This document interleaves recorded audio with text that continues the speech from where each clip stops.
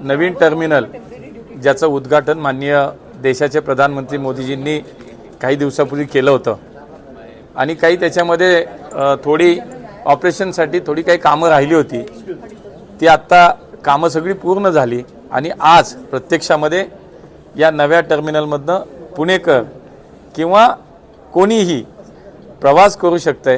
त्या प्रवासाची आज सुरुवात होती आहे। इतकं सुंदर आणि खरं तर पुण्याची महाराष्ट्राची संस्कृती आणि त्याला आधुनिकतेची जोड असलेलं हे विमानतळाचं हे सगळं नवीन टर्मिनल पाहिल्यानंतर नक्कीच प्रवासी खूप आनंदी होतील, समाधानी होतील। आपण जर पाहिलं तर मागच्या जवळपास 10 वर्षात या देशामध्ये जवळपास 75 नवीन एअरपोर्ट्स तयार झाली। माननीय मोदीजींच्या नेतृत्वाखाली आज जवळपास आपण पाहिलं तर 469 नवीन हवाई रस्ते तयार झाले। इतकी मोठी प्रगती या क्षेत्रामध्ये मोदीजींच्या नेतृत्वामध्ये देशात झाली। आजही आपण जर पाहिलं तर या ठिकाणी विविध एअरपोर्टच्या सुविधा या सरकारच्या काळामध्ये निर्माण झाल्या। त्याच्यामध्ये दिल्ली असेल, त्याच्यामध्ये बेंगलोर असेल, अयोध्या असेल, या ठिकाणी नवीन टर्मिनल्स उभी राहिली। आपण हे जर पाहिलं तर हे या सगळ्या मागच्या 10 वर्षाचा जर कामाचा आलेख पाहिला तर जगातलं तिसरं सर्वात मोठं एव्हिएशन सेक्टर आज आपण आपल्या देशाचं झालंय। हा खरंच प्रत्येक भारतीयासाठी एक अभिमानाचा खरं तर हा सगळा क्षण आहे। येत्या काळात जवळपास 20 ते 25 नवीन एअरपोर्ट्स या देशामध्ये आता कार्यान्वित होत आहेत।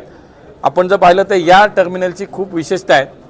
एकूण जर क्षेत्रफळ पाहिलं आपण तर त्याच्यामध्ये जवळपास आपण 22,300 स्क्वेअर मीटर असं जुन्या बिल्डिंगचं क्षेत्र होतं।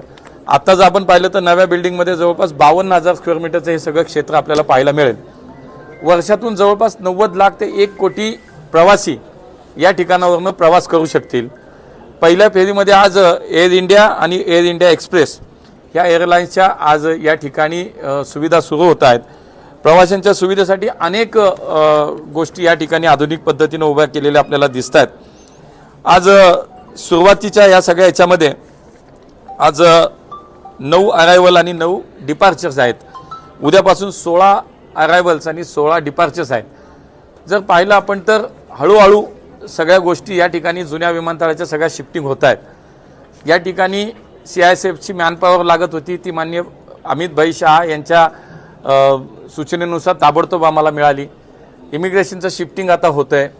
बेल्ट्सच्या संदर्भात सुद्धा ताबडतोब कारवाई झाली। अत्यंत चांगल्या पद्धतीचे नवीन या ठिकाणी जवळपास 5 बेल्ट्स आज आपल्याला पाहायला मिळतात जे कार्यान्वित झालेले आहेत।